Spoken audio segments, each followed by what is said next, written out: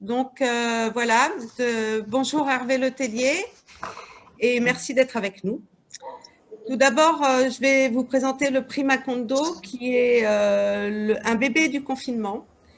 L'année dernière, lors d'une formation, les documentalistes de la zone, donc nous, avons décidé de créer ce prix pour d'une part pour que les élèves de la zone puissent lire des romans ultra contemporains et que ça crée des liens entre eux à travers les échanges qu'on a pu avoir. Et puis, ça a tissé des liens entre nous, particulièrement les docs. Et voilà, nous avons lu une 50aine de livres et on en a sélectionné 4, dont le vôtre. Alors maintenant, vous, Hervé Letellier, tout comme moi, votre âge est 2 puissance 6, dernière puissance de 2 que nous puissions atteindre. Je suis désolée, autant pour vous que pour moi. Vous êtes mathématicien de formation, membre de l'Oulipo, dont vous êtes actuellement le président. Vous avez publié une 30aine de livres, dont l'an dernier, L'Anomalie, qui a obtenu le prix Goncourt. Et je vais vous passer la parole et peut-être pouvez-vous nous expliquer un peu ce qu'est l'Oulipo?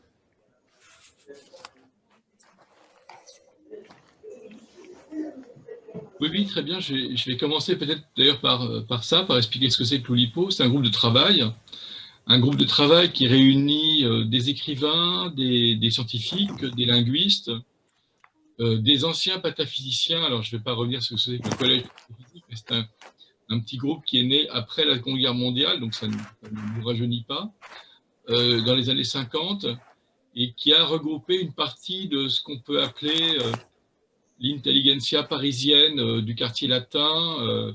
Ça allait de Juliette Gréco, en passant par Louis Salvador, en passant par Arrabal, en passant par Raymond Queneau, Boris Vian, bien sûr, et d'autres. Et l'Oulipo est né en 1960, à la suite d'une décade à Cerisy, consacrée à Raymond Queneau et à son travail. Et le groupe s'est formé pour s'intéresser à la réflexion sur ce que c'est que la contrainte en littérature. La contrainte en littérature, c'est s'imposer quelque chose pour écrire. C'est aussi vieux que le monde. C'est-à-dire, en fait, on peut considérer que l'Iliade et l'Odyssée obéissent à une contrainte, puisque c'est le célèbre vers homérique qui fait que l'Iliade nous est parvenue, sinon on l'aurait oublié. Gilgamesh, de la même façon, a été construit sur une structure qui est une structure à la fois orale, dans laquelle il y a de la rythmique, et écrite, puisque ça nous est également parvenu. Donc, en fait, quasiment tous les textes sont construits sous des contraintes, tous les textes poétiques anciens, et les contraintes à l'Oulipo sont des contraintes très diverses qui portent à la fois sur ce qu'on peut appeler la langue, et donc, par exemple, se priver d'une lettre, comme le fait Georges Perec en se privant de la lettre E pour écrire la disparition, mais aussi le simple fait d'écrire un sonnet est un acte oulipien. C'est pourquoi, comme il y a beaucoup de choses oulipiennes qui ont été faites avant nous, nous avons considéré qu'il existait une catégorie d'écrivains qu'on appelle les plagiaires par anticipation de l'Oulipo, qui sont des gens qui ont fait comme nous, mais avant nous, à d'autres époques, en d'autres lieux. Et donc le groupe existe depuis 60 ans, 61 ans bientôt. Ce que ça signifie, c'est que la plupart des gens qui sont aujourd'hui membres de l'Oulipo, les membres de l'Oulipo, n'ont pas connu ni Calvino, ni Pérec, ni Raymond Queneau, et donc ont été cooptés dans ce groupe dans les dernières années. Le plus jeune à 36 ou 37 ans, c'est Daniel Levin Baker, c'est un Américain. La plus récemment rentrée est une Française, c'est Clémentine Mélois, et les deux qui sont rentrés auparavant, il y a un écrivain argentin qui est Eduardo Berti, et un écrivain hispanophone, espagnol, castillan, qui habite pourtant Barcelone, et qui s'appelle Pablo Martín Sánchez. Alors, pour finir sur l'Oulipo, donc on s'intéresse à la contrainte. La contrainte, c'est, comme je l'ai dit, soit une contrainte qui est une contrainte autour de la langue, soit une contrainte autour du sens. Par exemple, dans le cas de l'Anomalie ou dans le cas de Si par un univers un voyageur de Italo Calvino, on travaille sur le sens. Sur des choses qu'on peut appeler de l'ordre du sémantique. Et puis pour finir sur l'Oulipo, il y a 42 membres. 22 membres sont considérés comme excusés pour cause de décès. c'est-à-dire qu'ils sont morts. Et les 19 membres vivants, comme d'ailleurs les 22 disparus, ont tous été cooptés à l'unanimité. Et l'une des conditions pour rentrer dans le groupe, c'est de ne jamais avoir demandé à y rentrer. Une fois qu'on est membre du groupe, on ne peut pas le quitter, on ne peut pas démissionner du groupe. Voilà. Donc c'est un groupe un petit peu spécial qui n'est pas un mouvement, c'est-à-dire qu'on n'a pas une vocation à grossir, qui n'est pas une avant-garde, parce qu'on ne considère pas qu'on est la pointe avancée d'une quelconque littérature. Et enfin, nous ne sommes pas une école, c'est-à-dire que nous ne considérons pas que c'est la seule façon d'écrire. Il y a d'autres façons d'écrire, et d'ailleurs les Oulipiens, il leur arrive d'écrire des livres sans contrainte. Et d'ailleurs, le niveau de difficulté des contraintes est variable. Dans le cas de l'anomalie, par exemple, le livre est un peu sous contrainte, mais ce sont des contraintes légères. Ce ne sont pas des contraintes qui sont contraignantes, aussi contraignantes que, par exemple, peuvent l'être les contraintes de la vie mode d'emploi de Pérec, ou aussi contraignantes que les contraintes de la disparition, toujours de Pérec, qui sont des contraintes très, très, très fortes, qui orientent le livre. Voilà. J'ai été un peu long, excusez-moi, mais l'Oulipo, c'est 60 ans, c'est 42 membres, donc j'ai fait 105 minutes, c'est pas si mal, en fait. Merci. Alors, les élèves, les premières questions?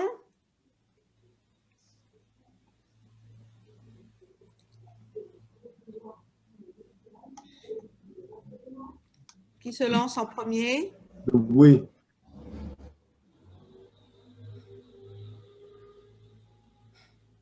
J'ai pas de son, hein. Ben non, personne ne parle. Moi, j'ai une question. Ah oui, bien sûr. Monsieur, j'ai vu que vous étiez mathématicien avant, donc quel lien pensez-vous qu'il y a entre la littérature et la science? Alors, oui, j'ai été mathématicien, je n'étais pas un très brillant mathématicien, et c'est pourquoi j'ai arrêté d'être un mathématicien. Parce que pour être un bon mathématicien, il faut être un très très bon mathématicien, sinon ça manque un peu d'intérêt. Et donc j'ai décidé d'arrêter assez jeune, à l'âge de 23 ans. J'ai bifurqué vers une carrière de journaliste scientifique, de journaliste d'abord, puis de journaliste scientifique. Les liens entre les mathématiques et la littérature, il y a deux manières de le dire. La première, c'est de dire qu'au niveau étymologique, le mot compter, donc compter, 1, 2, 3, 4, 5, et le mot raconter, donc ont la même origine. Et c'est vrai dans toutes les langues, pratiquement. En français, c'est compter, raconter, mais c'est vrai dans toutes les langues latines. En allemand, c'est zahlen, erzählen. Donc c'est aussi une notion qui est forte, c'est que très souvent, le récit a été une question, comme je le disais, une question de numération, c'est-à-dire une question de mémorisation du texte à travers un système compté.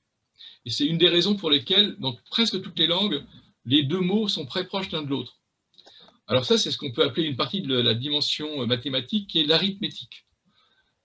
Sinon, les rapports entre mathématiques et littérature, ou de manière générale entre science et littérature, ne sont pas nécessaires en soi. La littérature peut ne jamais faire référence à la science, et la science ne pas faire non plus référence à la littérature.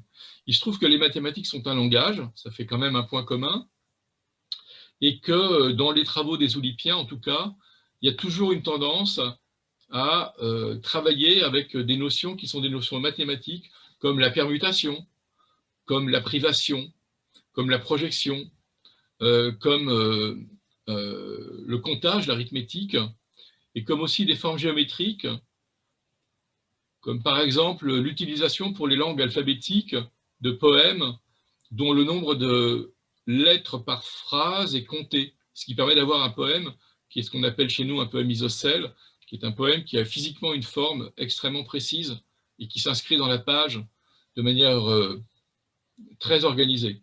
Mais sinon, il n'y a pas de nécessité entre la littérature, enfin de connexion entre la littérature et la mathématique. C'est vraiment pas une obligation. Je ne fais pas un plaidoyer pro mathématiques en littérature, en fait, parce que ça peut donner naissance aussi à des monstres, même si les Oulipiens produisent des choses magnifiques avec.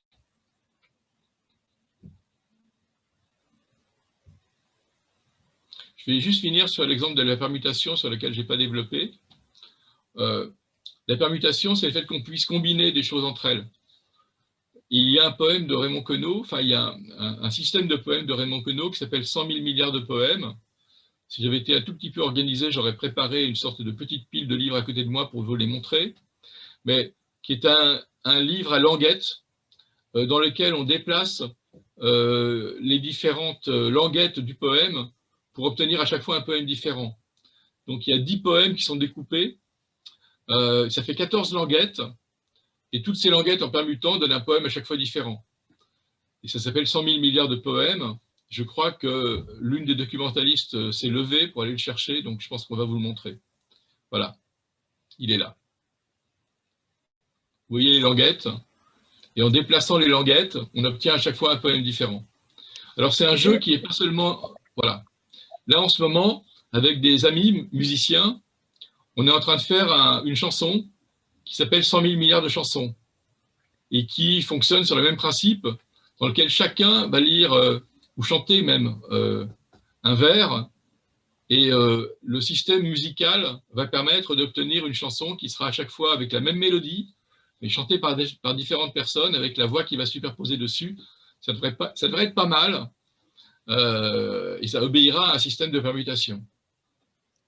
Et d'ailleurs, le premier sonnet de 100 000 milliards de poèmes, elle se passe en Argentine. Oui, c'est vrai. Et, monsieur, j'ai une autre question. J'ai vu qu'à la fin du livre, il y a aussi comme Raymond Queneau, un système comme ça. Est-ce qu'il y a plusieurs options ou c'est seulement une phrase? Ah, il y a des centaines d'options. Vous parlez de la fin du livre, c'est ça? Oui. Alors, dans la fin du livre, je pense que vous avez la version française, il y a aussi une version maintenant qui a été traduite par justement Pablo Martín Sánchez, qui est le membre espagnol de l'Oulipo. Et ce livre doit être d'ailleurs disponible maintenant dans les pays d'Amérique latine, je crois, d'après ce que j'ai cru voir. Et cette traduction respecte également ce que j'ai fait dans la version française. Mon idée, dans cette fin, c'est de proposer au lecteur ce qu'on appelle de la potentialité, c'est-à-dire pouvoir, à partir d'un texte qui comporte des trous, où il ne reste que des lettres, pouvoir lui proposer de combler avec ses mots à lui le texte, tout en respectant la position des lettres. Il y a plusieurs options. Si vous avez le mot BLE, vous pouvez faire nubile, habile, sibylle, enfin, il y a plein d'options possibles avec les mêmes systèmes. Et c'est cette proposition qui est offerte au lecteur, qui est à mon avis une métaphore de la virtualité et une métaphore aussi de la potentialité. L'idée de la potentialité, c'est l'idée qu'il y a plusieurs options. Ce sont des possibilités offertes. Et le livre propose donc, au sein de ce sablier, puisque ça ressemble à un sablier, vous avez vu qu'à la fin, ça se termine par sable fin en français. Les traducteurs ont essayé de se débrouiller avec ce problème de rendre l'idée du sable fin, donc de terminer à la fois par l'idée du sable et l'idée du mot fin. Ce n'est pas toujours facile, mais c'est l'idée générale de cette proposition littéraire qui est de laisser au lecteur le soin de combler. Donc il y a autant de textes ou de lecteurs possibles, et c'est ça qui m'intéresse.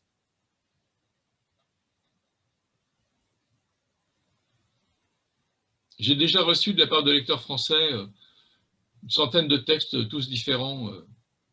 Il y a un jeu qui circule de combinatoire pour essayer de faire des fins à l'anomalie, et c'est assez intéressant. Et monsieur, une dernière question. J'ai vu que le livre est divisé en 3 parties et que ce sont des extraits de poèmes de Raymond Queneau. Je voulais savoir si il était une source d'inspiration pour la dualité des personnages, peut-être. Alors, oui et non. C'est-à-dire qu'en fait, j'y ai pas songé, mais évidemment, il y a chez Queneau un livre en particulier dans lequel un homme ne cesse de ça s'appelle Les Fleurs Bleues, dans lequel un homme est à la fois sidrelin dans le monde contemporain, et lorsqu'il s'endort, il est précipité dans un univers qui est plutôt médiéval, où il s'appelle le duc d'Auge. Donc il n'arrête pas de passer entre les deux, dans son rêve, dans la réalité. On ne sait plus s'il rêve, ou on ne sait plus si c'est le duc d'Auge qui rêve qu'il est Cidrelin, ou Cidrelin qui rêve qu'il est le duc d'Auge. Mais c'est le seul livre de Queneau où cette idée du double est présente. Pour ma part, je me suis plutôt intéressé à l'idée du double, d'une certaine manière, chez Calvino, avec un... Enfin, c'est sans rapport, mais si on devait trouver un rapport avec un livre de Calvino autre que Si par un univers un voyageur, sur la question du genre, il y a une question qui est intéressante, c'est celle du vicomte Pourfendu. Dans le vicomte Pourfendu, l'histoire est très différente, mais c'est un homme qui est coupé en deux et dont les deux moitiés survivent. Et l'une moitié est bonne et l'autre moitié est méchante. Et tout le livre est une sorte de fable dans laquelle la moitié bonne cherche à récupérer la moitié méchante pour qu'elle ne fasse plus le mal.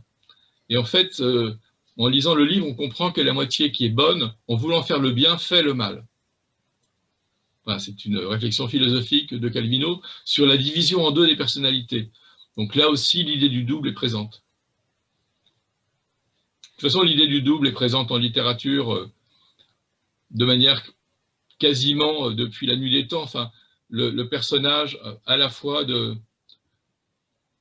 Narcisse, le personnage de Pygmalion, enfin, toutes ces notions sont présentes dans la littérature grecque. Et puis évidemment, on songe au double de Dostoïevski, le petit roman de Dostoïevski, enfin petit pour Dostoïevski, c'est pas si petit que ça. La grosse nouvelle de Dostoïevski s'appelle Le Double, qui aborde ces questions-là, mais on peut aussi y penser avec Swift, avec Laurent Stern. Enfin, le thème du double est très présent. Et c'est un thème que j'aime énormément.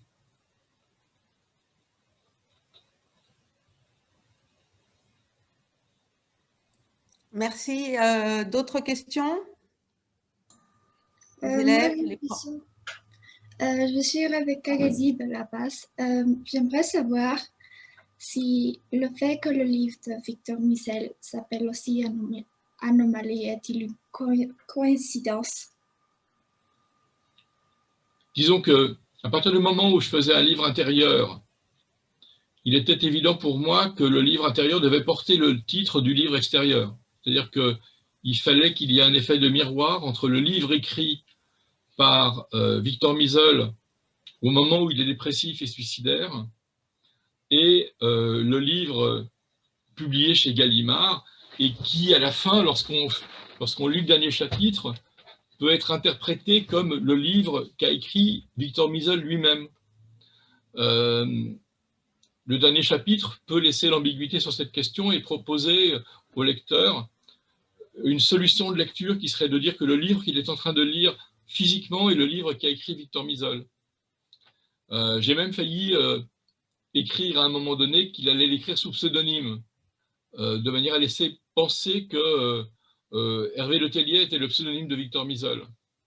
Et finalement, je ne l'ai pas fait parce que je trouvais ça un petit peu précieux, un peu, comment dire, une joliesse, enfin une sorte de, à un moment donné, trop de jeu tue le jeu, enfin c'était trop. Mais j'y ai pensé parce que je trouvais que c'était amusant cette idée de proposition que justement il prenait un pseudonyme pour écrire ce livre et que ce pseudonyme c'était mon nom. Donc l'idée que les deux livres portent le même nom était nécessaire. Ce qui me paraissait intéressant, c'était que dans le premier cas, l'anomalie, qui est le livre dans le livre écrit par Victor Misel, peut être analysée comme Victor Misel se vivant lui-même, avant même de se suicider, comme une anomalie, et qu'il résolvait finalement la question de cette anomalie en se supprimant lui-même, et qui redonnait une harmonie au monde en se supprimant. C'était pourquoi il donnait comme titre l'anomalie. Alors c'était une interprétation possible. Quant au titre l'anomalie du livre final, qui est celui que vous avez lu, c'était une logique qui était liée à ce que je pensais à la fois ce que c'est qu'un livre normal et celui-là était anormal. Ensuite, il y avait cette idée que l'anomalie est une rupture de continuité en mathématiques et donc le livre proposait une rupture de continuité. Et enfin, c'était une rupture également de logique narrative et de logique informationnelle dans un programme informatique.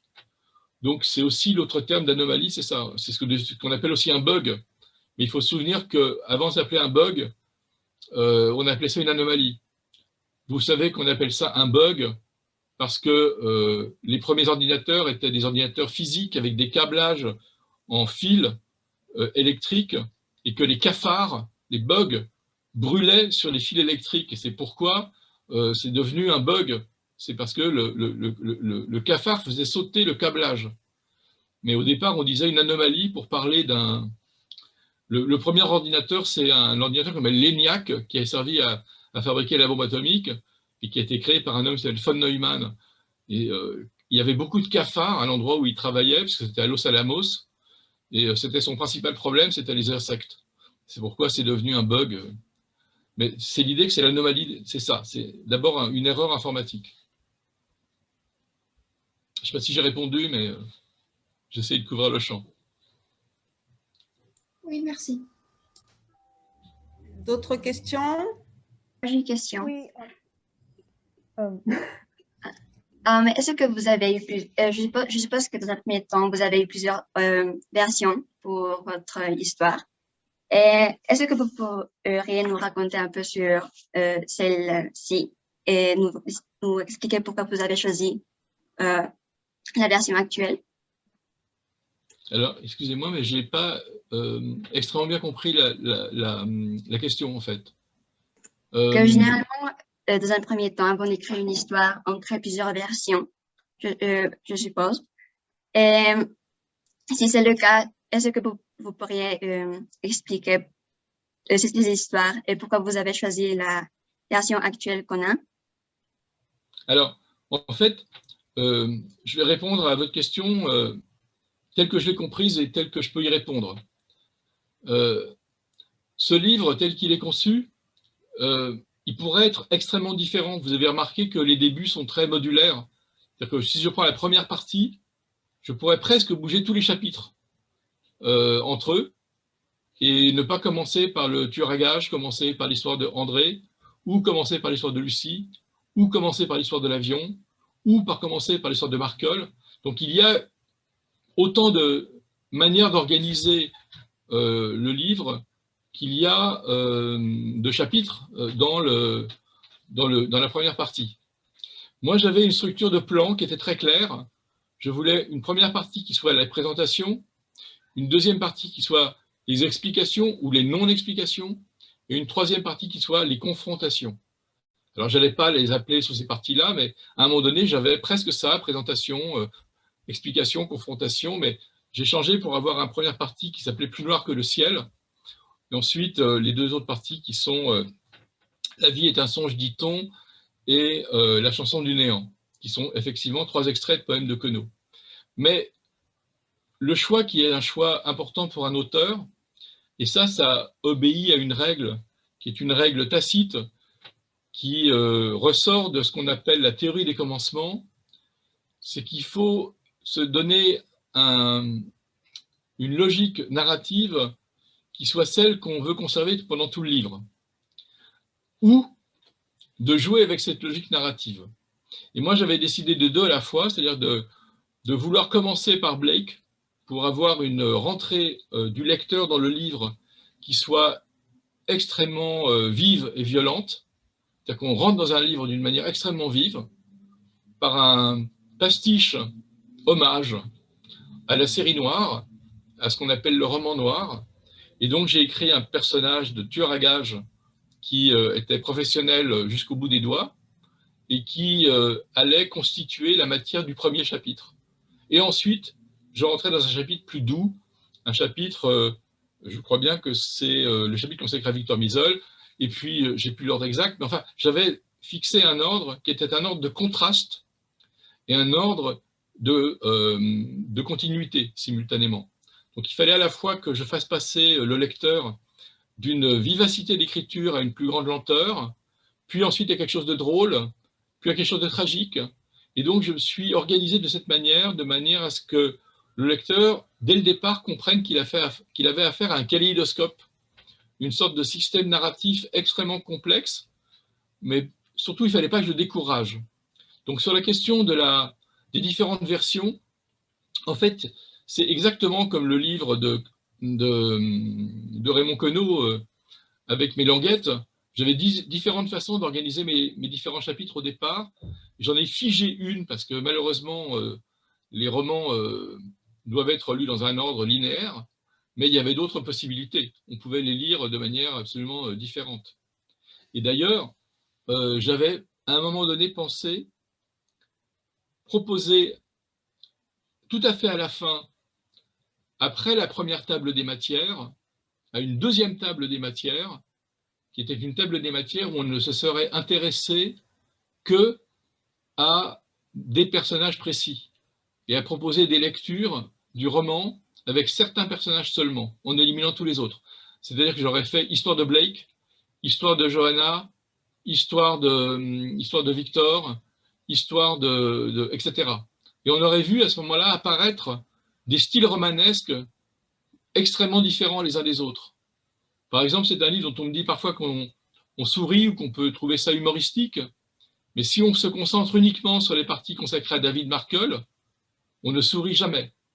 Ce sont que des moments tragiques. Mais comme ils sont intercalés avec des moments plus drôles, on finit par les oublier et on est content de les oublier parce qu'on retrouve un moment plus léger. Mais il y a une sorte de rotation dans le livre qui fait que certains passagers, oui, certains personnages sont associés à des histoires qui sont stylistiquement soit tragiques, soit humoristiques, soit stylistiquement marquées par la littérarité, enfin une forme de littérature en tout cas. Donc il y a effectivement plusieurs versions possibles à ce livre. Ça ne répond pas tout à fait à votre question, hein, je suis d'accord, mais c'est parce que j'avais au début un plan très précis. Et comme j'avais un plan très précis, je n'avais pas beaucoup de versions. Ce qu'il y a, c'est que j'ai fait un choix dans mon organisation qui était un choix qui venait faire disparaître la modularité. Le livre est très modulaire, on pourrait vraiment le lire par les parties, on pourrait les lire toutes différemment les unes après les autres. Or, j'ai fait ce choix-là. L'organisation des chapitres est vraiment comme ça. Par exemple, l'explication scientifique vient avant l'explication religieuse. Alors que si on regarde bien, on pourrait faire l'inverse. Après tout, les religieux, ils ont déjà un logiciel en tête qui leur permet de répondre plus rapidement à certaines questions. Un scientifique, il doit se poser des questions, il doit confronter, il doit douter. Et j'ai préféré donner tout de suite l'explication scientifique pour venir colorer l'explication religieuse après. Puisque on lit dans un certain ordre, et donc lorsqu'on lit le chapitre B, on a déjà lu le chapitre A. Et la couleur du chapitre A vient influencer la lecture du chapitre B. Et c'était cet ordre-là que je voulais avoir. C'est une question très importante, en fait, l'organisation des chapitres, parce que très souvent, on peut regarder la quasi-totalité des romans, il pourrait y avoir un tout petit peu de mouvement entre les chapitres. Dans ce livre-là, il y en a encore plus de possibilités ouvertes à l'écriture. Et c'est ça qui m'intéressait. Il y a un livre qui est écrit, dont on peut lire qu'on peut lire dans l'ordre qu'on veut, enfin en tout cas dans plusieurs ordres, c'est La Rayuela de Cortázar. Absolument, absolument. C'est Cortázar a failli être membre de l'Oulipo, ça lui a été proposé. Et Cortázar a dit non, parce que l'Oulipo n'avait pas de position sur la lutte armée en Amérique latine. Et c'est la seule raison pour laquelle il n'est pas rentré, parce que objectivement, c'était un Oulipien né, mais il voulait que l'Oulipo ait une position politique sur cette question, et ce n'était pas le cas de l'Oulipo. C'était les années 70, donc une période un peu compliquée.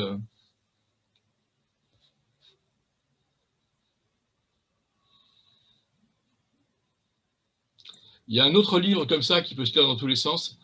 Ça ne me revient plus, mais étrangement, c'est un livre de Faulkner qui est construit pour être lu de manière un peu n'importe comment. Alors que Faulkner, ce n'est pas son style d'offrir ça, mais quand on regarde la construction, on voit que c'est comme ça. Ah, vous devez me pardonner une seconde, j'ai une sonnerie et je dois ouvrir la porte. J'arrive.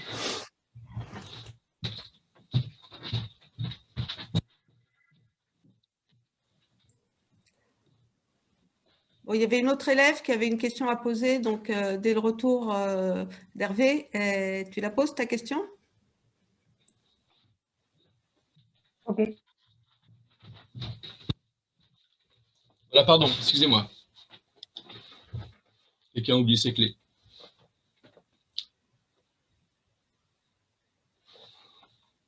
Bon, messieurs, je suis Mariana Buracero de Montevideo et je vais vous demander quelle était votre inspiration pour le livre? En quoi vous êtes basé pour l'écrire? La cosa, Maria. J'ai mal entendu, j'ai un mauvais son. Ok, quelle était votre inspiration pour écrire le livre? Mon inspiration, Oui. c'est ça? Ouais. Alors, comment dire?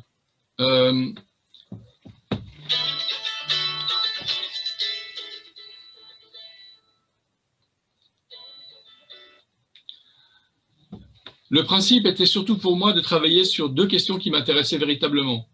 La première, c'était la question du genre, la question du genre littéraire. Hein. Et la deuxième qui m'intéressait véritablement, c'était la question du double. Donc, au début, j'avais une première idée que je n'ai pas poursuivie, qui était d'écrire une petite nouvelle sur l'idée d'un écrivain confronté à son double. Donc un homme qui, une sorte de petit conte finalement, un conte moral, dans lequel un écrivain entrait chez lui, il était déjà là. Et il allait discuter avec lui-même. Et je me suis rendu compte que à la fois c'était une mauvaise idée, à la fois une bonne idée. Une mauvaise idée parce que je ne voyais pas très bien où j'allais aller et pourquoi ça serait un écrivain, et si c'était une discussion sur la genre littéraire et sur la manière d'écrire, ça ne nécessitait pas du tout de passer par l'artifice de la rencontre du double. Et la deuxième idée, c'était qu'en fait, en réfléchissant à cette question de l'homme qui se rencontrait lui-même, ou de la femme qui se rencontrait elle-même, ça ouvrait la question beaucoup plus intéressante de savoir si vraiment on existait deux fois, qu'est-ce qui serait essentiel dans nos vies.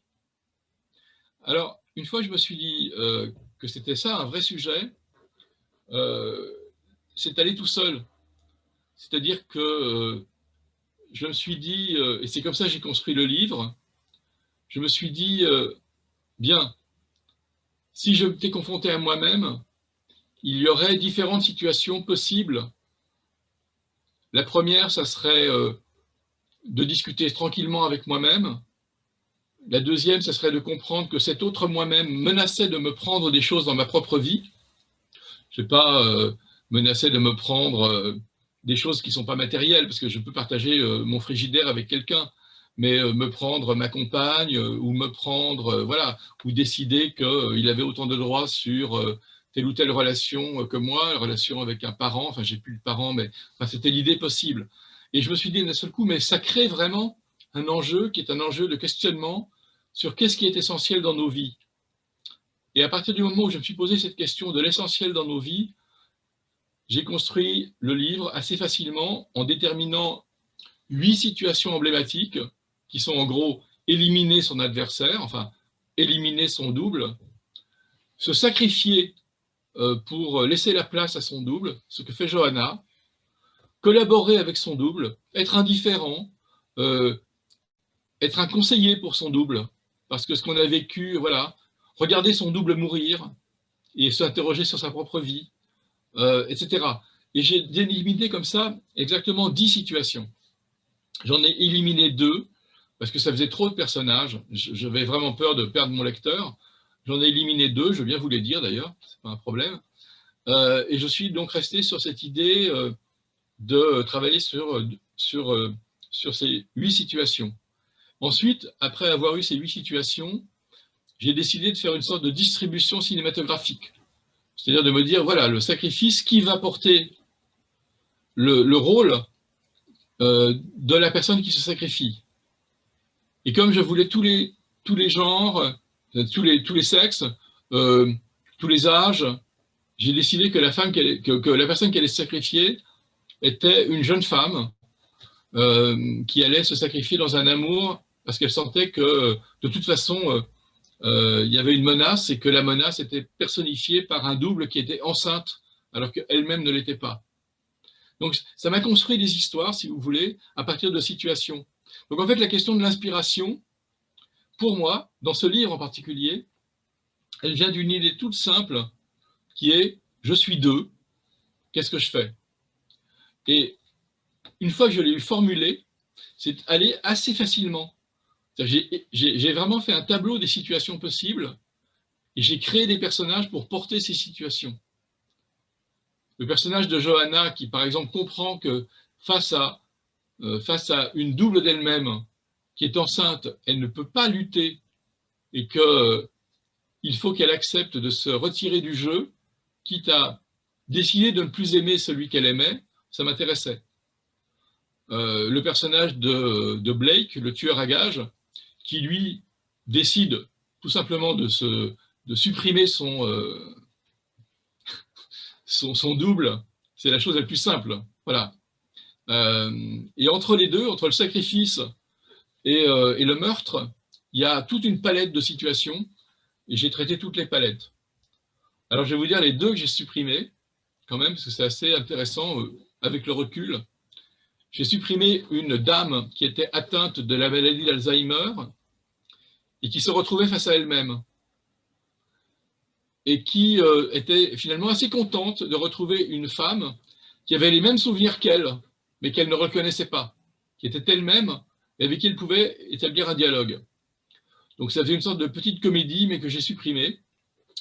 Et la deuxième chose que j'ai supprimée, c'est un jeune garçon de 15 ans, 14 ans, plutôt rebelle, très rebelle même, qui est dans l'affrontement avec son père et avec sa mère en permanence, et qui revenait d'un petit voyage en Europe, et qui, du retour de son voyage en Europe, se retrouvait dupliqué, évidemment, et qui se voyait lui-même en conflit avec ses parents, qui voyait son double en conflit avec ses parents, et qui, en se voyant en conflit, trouvait qu'il y avait quelque chose de ridicule dans cette conflictualité permanente.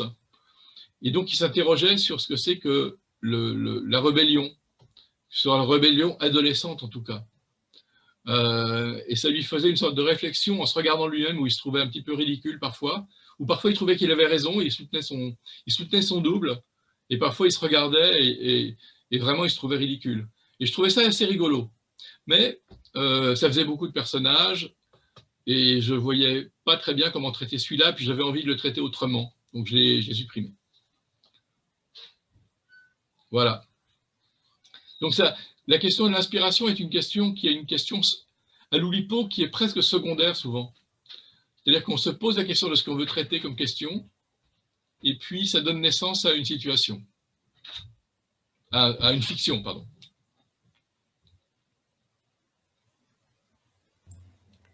Merci. Une autre question des élèves? Oui, bonjour, je suis Sarah Olmos de La Paz. Et j'avais une question que, en fait, monsieur, en tant qu'auteur, qu'attendez-vous d'un jury de prix littéraire lycéen? En fait, est-ce que la forme du prix Macondo a suscité chez vous des attentes particulières, peut-être? Alors, je ne vais pas répondre pour le prix Macondo en général, je vais répondre pour les prix plutôt en général, si vous voulez bien. En particulier le prix Goncourt. Pour un auteur, et je peux maintenant dire à quel point c'est vrai, auparavant j'en avais une vague impression, mais je n'en étais pas tout à fait certain, le fait d'être sélectionné dans un prix littéraire et de le remporter a des conséquences très concrètes en fait sur la vie de l'auteur. Au début, j'étais, d'ailleurs dans l'anomalie, je me moque un peu des prix littéraires. Il y a tout un passage où Victor Misol se moque des prix. Et j'ai trouvé d'ailleurs que les jurés de tous les prix avaient été plutôt sympathiques de le mettre dans leur première liste. Parce que le livre a été sélectionné pour le Médicis, pour le Renaudot, pour le Goncourt, alors que vraiment le paragraphe sur les prix était un paragraphe plutôt méchant, quoi. Et je me rends compte que l'enjeu, en tout cas en France, sur l'obtention d'un prix comme le Goncourt est énorme. C'est-à-dire que vous avez peut-être entendu parler du succès littéraire, du succès commercial, presque commercial, de ce livre. Je suis passé d'un niveau de lecteurs, de 30 000 lecteurs, ce qui était déjà pas mal, à 1 million de lecteurs en France. 1 million de lecteurs en France, enfin 1 million de livres vendus. Alors, on peut considérer que tout le monde ne l'a pas fini, mais on peut aussi considérer que certains l'ont lu en le prêtant à quelqu'un. Donc en gros, on va dire que le million d'exemplaires vendus, c'est 1 million de lecteurs.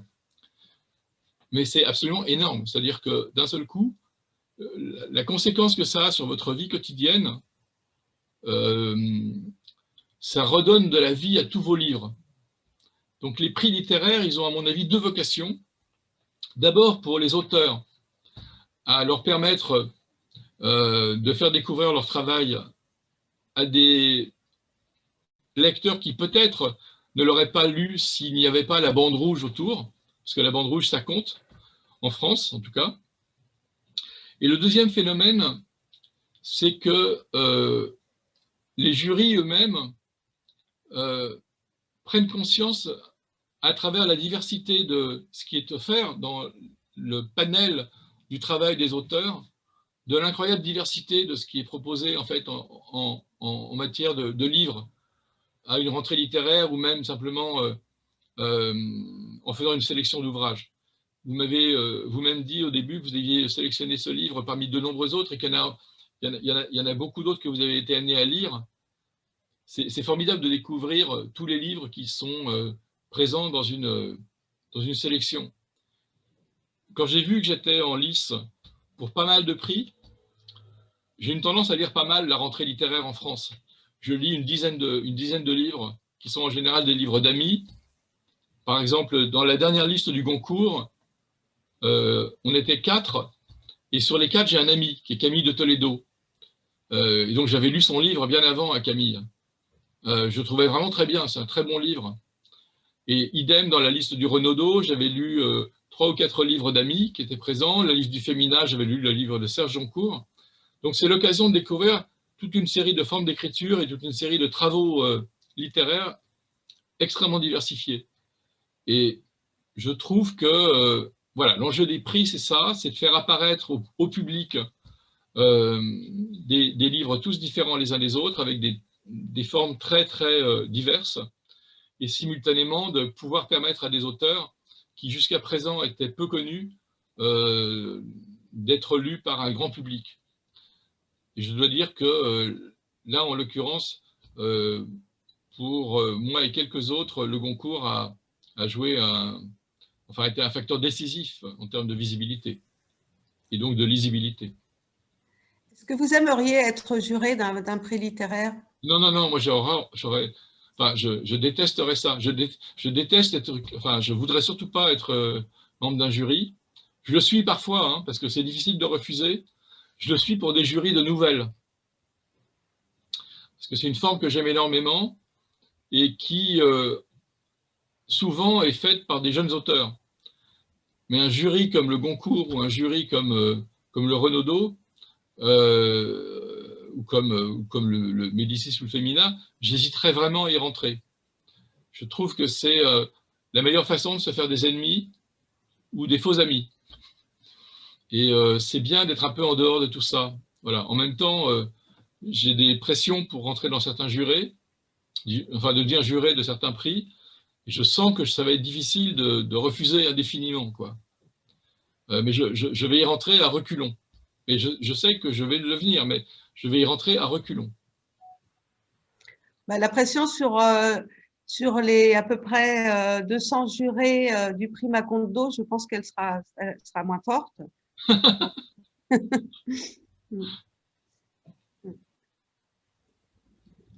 Une autre question, les élèves? Les profs? Non, le problème lorsqu'on est membre d'un jury, c'est qu'on est très courtisé. Voilà. Et la courtisanerie est ce qui peut vous arriver de pire, en fait.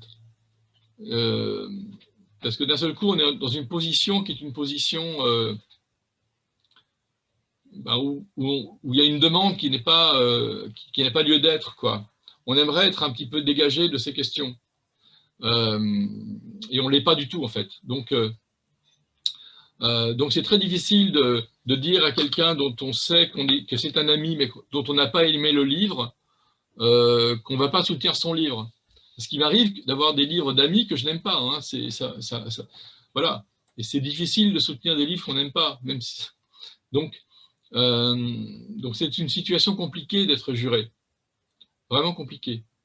À l'Oulipo, par exemple, où on n'est pas juré majoritairement, mais lorsqu'un de nos amis, un ami oulipien sort un livre, il arrive que ça ne nous plaise pas. Et on ne va pas lui dire que ça ne nous plaît pas. Donc, on est toujours dans un rapport amical, mais pas de jugement. Parce qu'après tout, c'est pas parce qu'un livre ne nous plaît pas qu'il n'est pas bon. Hein. Ça peut être un très bon livre qui ne nous plaît pas. C'est tous les jours qu'il y a de très bons livres qui ne me plaisent pas. Parce que mes critères à moi sont très personnels. Par exemple, il y a beaucoup de prix Goncourt que je n'aime pas. On m'a posé la question, j'ai déjà répondu, oui, il y en a, sans jamais donner les noms, mais il y a vraiment des livres qui ont eu le prix Goncourt dont je ne comprends pas pourquoi ils l'ont eu. Bon, mais c'est comme ça.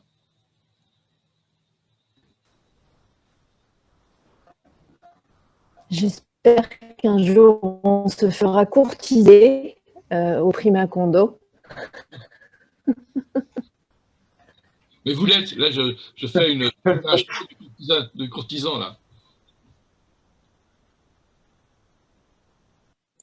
Ben, on a été courtisé par les 3 autres auteurs, donc... Ben, vous voyez, voilà.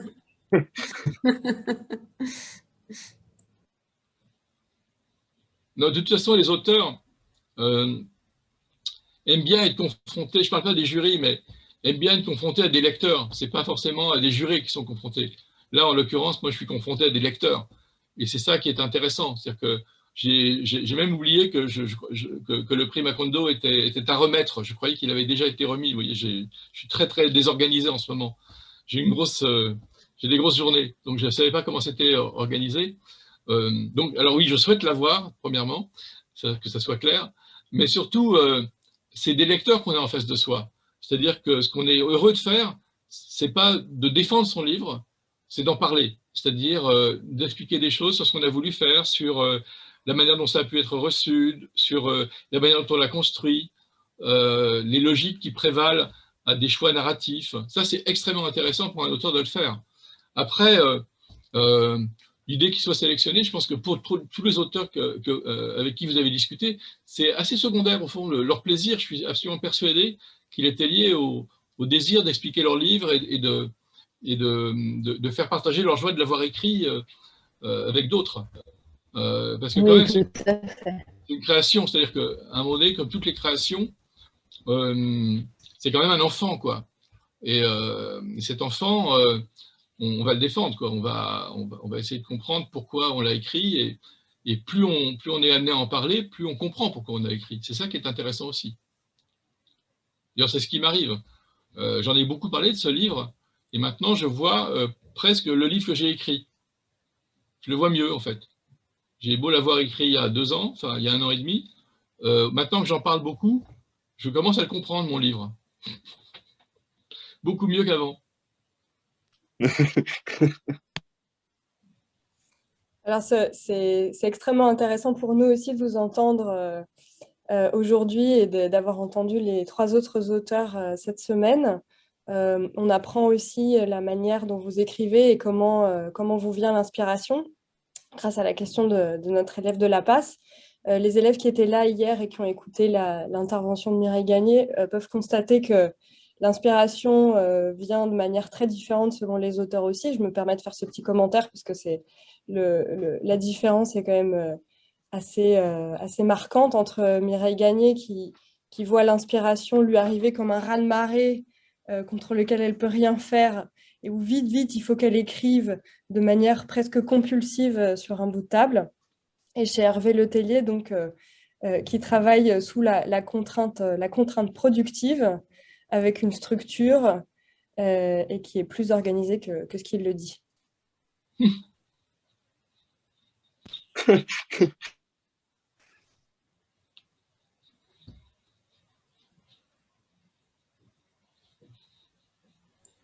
Alors, les questions, ça vient là? Il y a 125. Moi, j'ai une question. Bonjour, je suis Manuela, une élève de La Paz en Bolivie. Oui. Je voudrais vous dire d'abord que je n'ai pas pu lire tout votre livre, mais que la première partie, j'ai aimé beaucoup. Et je voudrais savoir si dans cette multiplicité de personnages et d'histoires, pendant que vous écrivez, vous n'avez pas ressenti un certain attachement sur une histoire ou un personnage que vous ne voulez pas laisser de décrire l'histoire. Parce qu'en le lisant, moi, j'ai ressenti plusieurs fois que ça changeait peut-être trop vite. J'avais envie de savoir plus sur un personnage concret ou sur l'histoire. Donc, peut-être ça vous avait arrivé la même chose. Absolument, oui. Oui, alors ce qui se passe, c'est que quand on a beaucoup de personnages, bon, la première chose, c'est que la frustration est voulue dans ce livre. C'est-à-dire que je fais le pari de la frustration. Je fais le pari qu'à la fin du livre, lorsqu'on y arrive, on a forcément une frustration. Je trouve que je suis un apologue de la frustration. Je trouve que les livres sont faits pour qu'on en sorte en étant frustré. Sinon, ça s'appelle des séries télévisées et on va jusqu'au bout, jusqu'au moment où à la 8e saison, les gens disent non, ça suffit, il faut que ça s'arrête. Voilà. Donc j'aime bien l'idée que les gens soient frustrés. Et pour revenir aux différents personnages, en fait, tous m'intéressaient. J'avais vraiment fait une sorte de casting pour que tous m'intéressent. Autant la petite Sophia que Slim Boy, que Johanna, que Victor, tous m'intéressaient. Et souvent, c'est vrai qu'il y a des personnages sur lesquels j'aurais pu faire des romans. Par exemple, Blake pourrait être un roman en soi. Johanna pourrait être un roman en soi. Tous pourraient être des romans en soi. Mais il faut faire mon projet dans ce livre, parce que j'avais vraiment un projet depuis le départ, c'était moins de développer, comment dire, les romans jusqu'au bout, parce que je voulais vraiment avoir un roman de 350 à 400 pages, pas plus, quoi, que de pousser à fond tous mes personnages. Et ça a été une frustration, hein. Ça a été une vraie frustration. C'est-à-dire que j'ai réduit Blake, j'ai réduit Johanna, j'ai réduit Victor, j'ai réduit le personnage de Lucie, qui était très développé. Et j'avoue que ça a été un deuil. C'était un deuil de ne pas faire un livre de 800 pages. Mais je m'étais fixé au départ un livre dont je voulais que le lecteur s'empare et le finisse en 2 jours, sans pouvoir s'arrêter. Et je ne voulais pas l'arrêter aussi au moment où il rentrait en librairie, avec un pavé épais comme ça, parce que je voulais qu'on le lise. Et j'ai toujours peur des livres épais comme ça. Il y a plusieurs livres formidables qui ont été écrits dans les dernières années, dont un livre qui s'appelle Le Dossier M d'un ami qui s'appelle Grégoire Bouillet, qui est un livre merveilleux qui fait 1000 pages, en 2 tomes, 2 fois 1000 pages. Quel courage. Mais je ne voulais pas, moi, écrire un livre pareil. Je voulais un livre relativement important, donc 350 pages, ça me paraissait ma dose, et qui se lise de manière linéaire. Donc ça voulait dire un deuil. Ça veut dire que certains personnages, ils seraient moins développés que ce que je souhaitais. Il y a presque un équivalent sur tous les personnages, sauf sur Misol, qui est un peu plus développé pour des raisons qui tiennent à la place qu'il occupe dans le récit. Mais tous les personnages occupent à peu près la même place. Et évidemment, j'aurais eu envie de développer énormément, parce que j'avais pris tellement de documentation, par exemple, sur la vie à Lagos et la vie au Nigeria, et la vie des groupes de musique nigérians, que j'aurais aimé développer le personnage de Slim Boy. J'aurais beaucoup aimé développer le combat de l'avocate Johanna en défense de cette société qui s'appelle Valdeo et qui est une sorte de copie de Monsanto. Donc, j'avais très envie de tout ça, mais à un moment donné, il faut faire son deuil. C'est-à-dire, et donc, j'ai fait mon deuil d'un livre de 800 pages pour en faire un livre de 350. Mais peut-être qu'un jour, j'aurai le courage de refaire une nouvelle version de 800 pages. Mais pour l'instant, je ne suis pas dans cette démarche-là. Mais c'est parce que je suis plus organisé qu'effectivement, on peut le penser.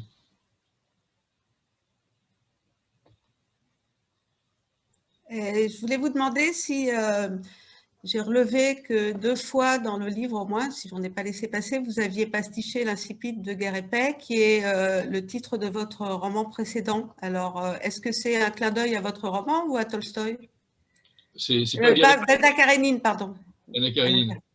Alors, c'est un hommage discret au livre précédent.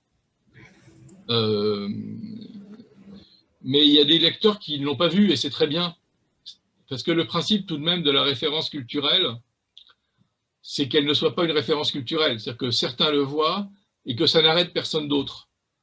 Donc il y a Anna Karénine, mais il y a aussi Aurélien d'Aragon, il y a aussi les mots de Sartre, il y a aussi un début de Romain Gary, il y a un livre de Roberto Bolaño, il y a des extraits comme ça qui sont cachés à l'intérieur. Il y a du Shakespeare, il y a un petit bout de Diderot, du neveu de Rameau. Enfin, c'est très, tout ceci est très, très discret. Et vraiment, je crois que personne n'a tout vu à la fois. Donc, c'est très bien comme ça. Pour moi, comment dire, c'est pas un jeu oulipien, c'est quelque chose dont je ne peux pas m'empêcher. C'est-à-dire qu'il y a des phrases qui vont marquer et que ça m'amuse de glisser dans un livre. Sans pour autant que ça soit artificiel. C'est-à-dire qu'il ne faut pas que ça soit artificiel. Là, quand le chapitre sur l'avion commence par tous les vols sereins se ressemblent, chaque vol turbulent l'est à sa façon, c'est pas un pilote de ligne vous dira la même chose. C'est-à-dire qu'en fait, dès qu'on décolle et que tout va bien, c'est toujours le même vol. Mais dès qu'il y a un problème, le vol a une caractéristique spéciale qui fait qu'on s'en souvient. C'est tel problème précis qui fait qu'on sait que c'est le moteur gauche, on sait que c'est l'aileron droit, on sait que c'est un problème de carburant, et on se souvient du vol avec une idée précise. Donc en fait, ce n'était pas gênant de prendre le début d'Anna Karénine, parce qu'au fond, c'est une réalité qui est vraie pour tout. Je pense que toutes les coupes de cheveux sages se ressemblent, chaque coupe extravagante l'est à sa façon. Voilà, ça marche aussi pour les coupes de cheveux. Je dis ça aussi parce qu'avec Zoom, on voit plein de coupes de cheveux. Donc, on peut commencer comme ça Par exemple, chaque chambre sage est à sa... voilà, enfin, vous voyez, ça marche avec tout, ça. C'est un petit peu comme le monde qui se divise en deux. Ceux qui pensent que le monde se divise en deux et ceux qui ne pensent pas que le monde se divise en deux.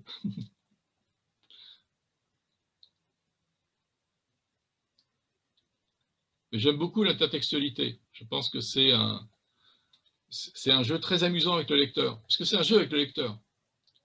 C'est un jeu avec soi-même et sa culture, mais c'est un jeu avec le lecteur. D'ailleurs, pour la petite histoire, le traducteur russe n'avait pas reconnu le début d'Anna Karénine. Donc il a fallu que je lui dise, parce que j'avais peur qu'il traduise littéralement. Or, ça ne s'écrit pas tout à fait. La traduction française, qui est très connue, toutes les familles heureuses se ressemblent, c'est pas exactement ça en russe. C'est ça commence par. C'est chaque famille heureuse. Voilà, c'est pas tout à fait pareil. Donc il l'avait pas vu. Donc je lui ai dit, et il fait ah oui, d'accord, c'est ça. Très bien. Il y a un extrait de Zweig, il a fallu que je le dise aussi au traducteur allemand. Voilà. D'autres questions?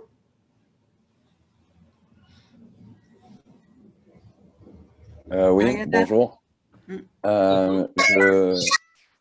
me demandais avec quel personnage vous vous sentez le plus identifié entre tous ces personnages? C'est une question piège. Je ne suis pas dupe, c'est une question piège. Il y a un personnage qui est physiquement proche de moi, c'est vrai. C'est André. Il a mon âge. Il est confronté au même questionnement que moi lorsqu'on vieillit. Comme le rappelait l'une des intervenantes au début, j'ai 2 puissance 6 ans. Donc, c'est un âge assez... on sait qu'on n'aura pas la puissance d'après, quoi. Ça fait 128 ans, c'est trop, quoi. Enfin, a priori, pas pour l'instant, quoi. Et donc, on sait donc qu'on s'identifie à un personnage parce qu'il vous ressemble. L'écrivain aussi me ressemble. C'est-à-dire que d'une certaine manière, je peux me projeter dans le personnage de l'écrivain. Le personnage de l'écrivain, il a cette qualité d'être distancié, d'avoir un petit peu un regard sur le monde un peu désabusé, ça peut être assez proche de moi.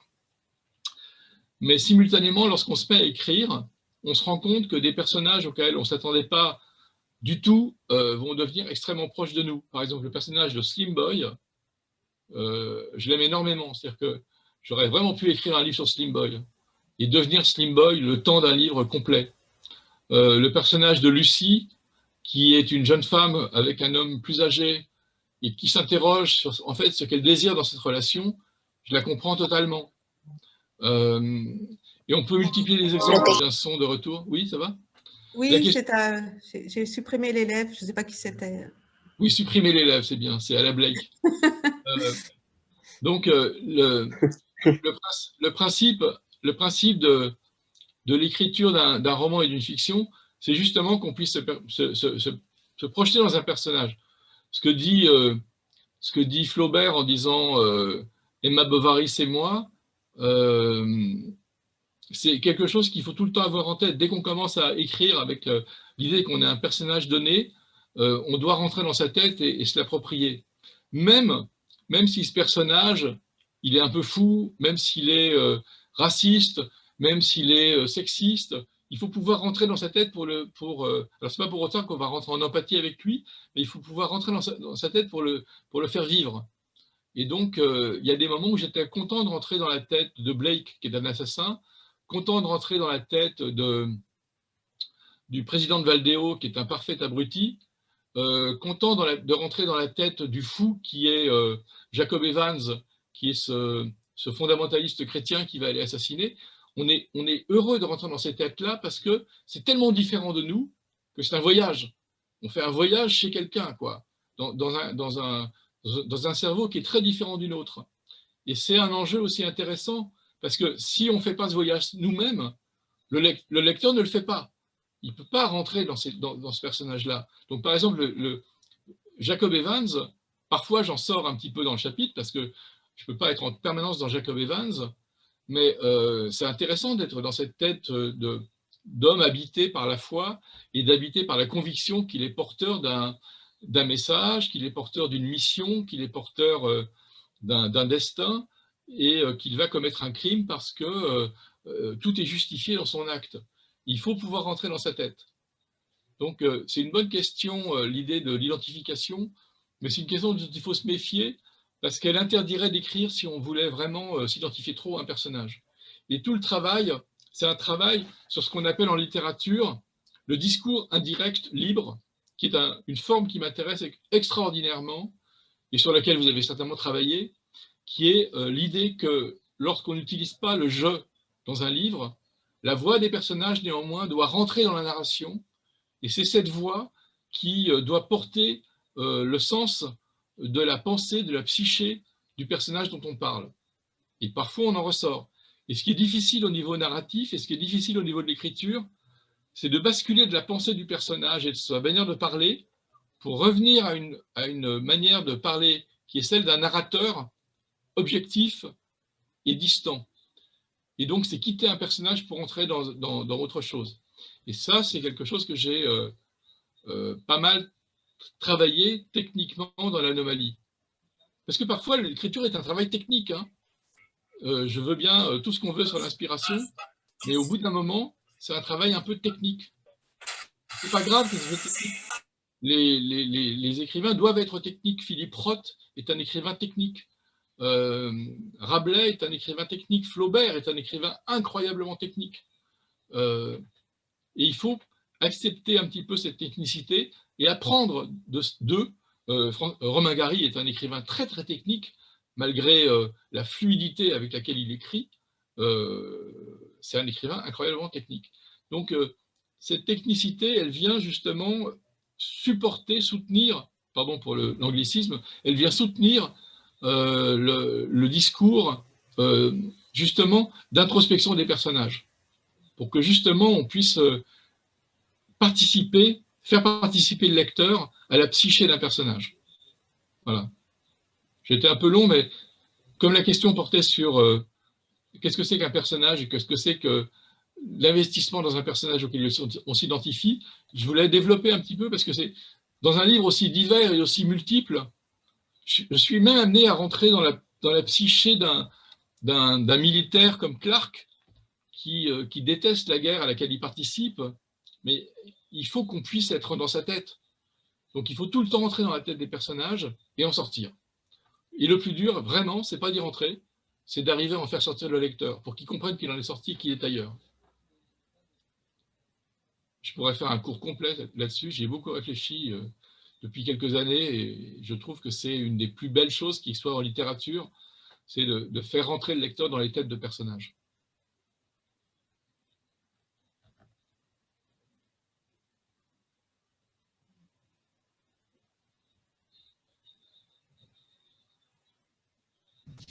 Bonjour, je suis Juana du lycée Jean Mermoz et je voulais savoir si pour vous les romans ont un genre, est-ce que c'est un roman de science-fiction ou une dystopie?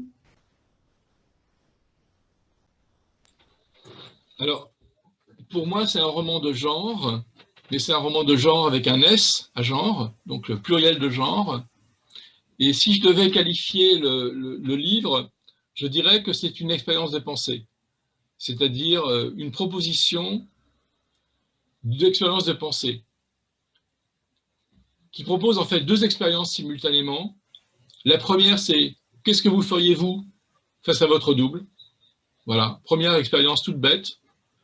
Et la deuxième, c'est est-ce que le monde dans lequel on vit est réel? Et surtout, mais quelle est la preuve que vous avez que le monde dans lequel vous vivez est réel? Et comme on n'a aucune preuve de ça, c'est assez vertigineux en fait. C'est que l'hypothèse de Bostrom, qui est là d'être une énorme blague, en fait, elle n'est pas tellement, quoi. Et dans un article récemment paru dans Scientific American, qui reprend un article de Science, donc un journal plutôt sérieux, le pourcentage de chances estimé que nous soyons tous ensemble dans une simulation est de 47%, ce qui est beaucoup, ce qui est un petit peu trop même, en fait. On aimerait bien un chiffre de l'ordre de 5 à 10%, mais une chance sur deux, c'est beaucoup. Et donc, l'idée que ça soit une dystopie, oui, c'est une dystopie, parce qu'à un moment donné, effectivement, on voit bien qu'on est sur une flèche de temps différente. C'est pas de la science-fiction, parce que c'est maintenant, et que c'est maintenant avec des gens d'aujourd'hui, avec Ed Sheeran, avec donc Elton John, avec quelqu'un qui ressemble à Trump, le président Macron, Xi Jinping, donc ce qui appartient à notre culture quotidienne, mais simultanément, c'est avant tout une expérience de pensée. Vraiment, c'est une proposition, voilà. Qu'est-ce que vous feriez face à votre double? Qu'est-ce qui prouve que vous existez vraiment? Ce que vous dites me fait penser à une nouvelle de Dino Buzzati qui s'appelle « Que se passera-t-il le 12 octobre ?» Ah oui, oui, oui, oui. Je l'ai lu récemment. Quelqu'un m'a dit, tiens, ça me fait penser à ça. Je l'ai lu, ça fait penser. Oui, oui, c'est très bien. Oui. C'est une très belle dystopie, là, pour le coup. Tous les 12 octobre, je pense à ça. Oui, oui. Et donc, il imagine que le système planétaire, l'univers, est le même système que les atomes. Oui, oui. Et qu'en en fait, nous vivons dans la patte d'une mouche. Et oui, donc, oui. C'est aussi, d'ailleurs, la fin, le générique de fin de Men in Black, le premier. Comme quoi, là, Hollywood a des idées qui nous habitent et voilà, qui sont discrètes, mais...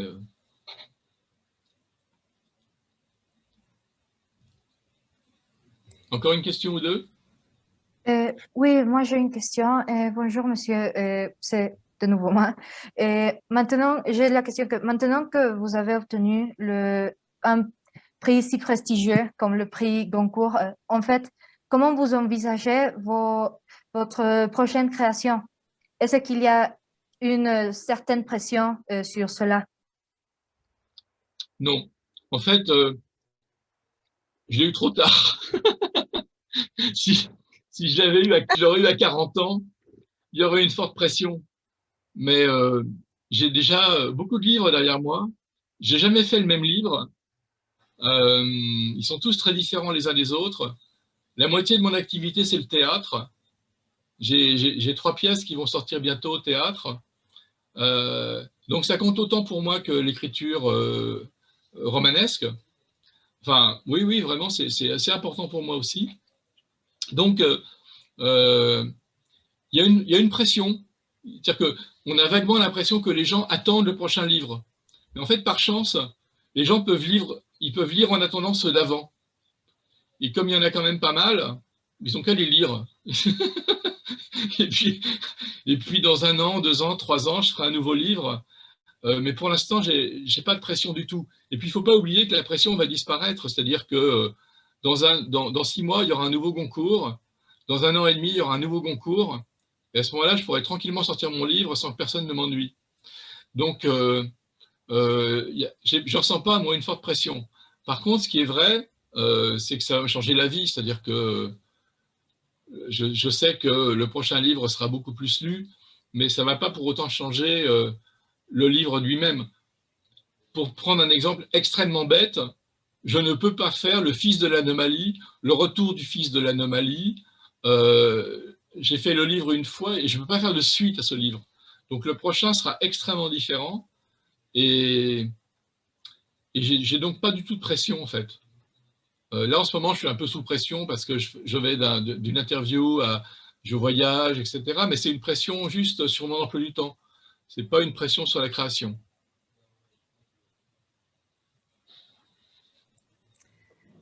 Merci. Donc, vous avez souvent rencontré des élèves? Oui, en France, oui. J'ai rencontré très souvent des élèves. D'abord parce que je fais souvent des ateliers d'écriture. L'Oulipo, on nous demande beaucoup de faire des ateliers d'écriture. Et on est assez content d'en faire, d'ailleurs. D'ailleurs, je vous ferai parvenir le lien pour un atelier d'écriture de l'Oulipo qui sera sans doute fait en espagnol pendant cet été, si ça intéresse des gens de le suivre, qui sera fait pendant les récréations de Bourges au mois de juillet. Donc, ça m'arrive souvent d'aller en classe, ça m'arrive souvent d'aller à l'université et de rencontrer donc des étudiants. La chose qui est vraiment très différente, c'est la virtualité de la chose, qui fait qu'à mon avis, d'ailleurs, s'est installée avec les nécessités sanitaires du Covid, une forme à laquelle on n'était pas habitué, à laquelle on ne croyait pas, à laquelle on pensait, enfin, moi je ne pensais pas que c'était aussi finalement intéressant, réjouissant de rencontrer les gens à travers ce biais des écrans partagés. Mais en fait, ça ne marche pas si mal que ça. Et ça donne envie de continuer à faire ce genre de rencontres, parce que quand même, on croise des gens, on a des vraies interactions, et ça évite aussi de faire un gros bilan carbone, enfin, de se déplacer très très loin pour finalement une rencontre qui est d'aussi bonne qualité parfois en termes de questionnement, de réponse. Ça marche aussi, quoi. Mais sur le fond, je pense que c'est bien que les auteurs rencontrent leurs lecteurs. Alors, pour nous, c'est un peu dommage parce que j'ai bien l'impression que c'est la fin des rencontres physiques avec les écrivains européens. Non, parce que moi, je vais aller au Mexique, par exemple, et en Colombie, en septembre et en septembre, où je vais d'abord au Mexique, puis en Colombie. Donc, il y aura des rencontres physiques. Dès qu'on sera vacciné, il y aura quand même des déplacements qui sont prévus. Donc, je pense que vous allez pouvoir au contraire voir plus d'écrivains virtuellement et que les déplacements pour autant auront toujours lieu pour les écrivains qui sont traduits et dont les éditeurs souhaitent avoir la présence à l'occasion de salons. Donc il y aura les deux, mais je pense que l'occasion de voir des écrivains entre guillemets vivants sera plus grande, enfin, j'espère. Et on va vous poser la dernière question qu'on a posée à nos 3 autres auteurs. Est-ce que vous auriez une œuvre à nous recommander, un livre, un film, une musique, de n'importe quel genre, n'importe quel style? Alors, Moi, je vous conseillerais un livre paru il n'y a pas longtemps, en français. Je ne parle pas espagnol, hein, ni brésilien.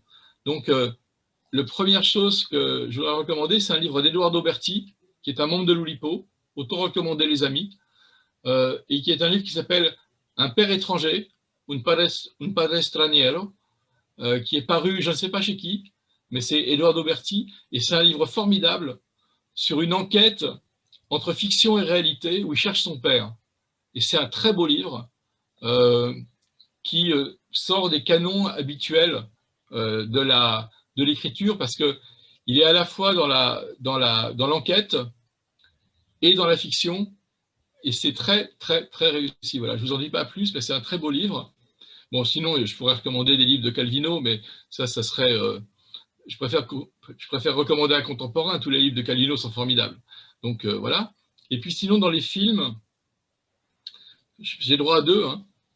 Je prends.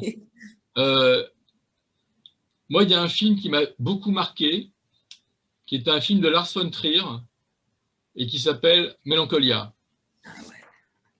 Et, je vous explique pourquoi il m'a marqué. Parce que c'est un film sur la destruction du monde et sur la vanité de la création.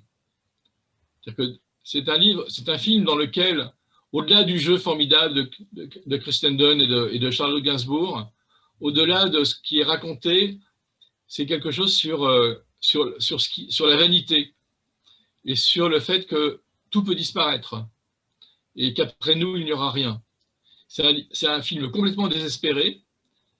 Et quand on sort du cinéma, enfin vous connaissez l'histoire, hein, c'est la planète Mélancolia, qui est une planète errante, rentre dans le système solaire et se trouve prise dans une course de collision, ce qu'on appelle une trajectoire de collision avec la planète Terre. Et lorsqu'elle va percuter la planète Terre, elle va tout détruire. Elle va détruire les pyramides, elle va détruire Borges, elle va détruire l'intégralité de tout ce que nous avons créé sur Terre pendant nos 40 000 années d'Homo sapiens. Elle va aussi détruire la jungle, l'Everest et l'océan Atlantique. Tout va être détruit.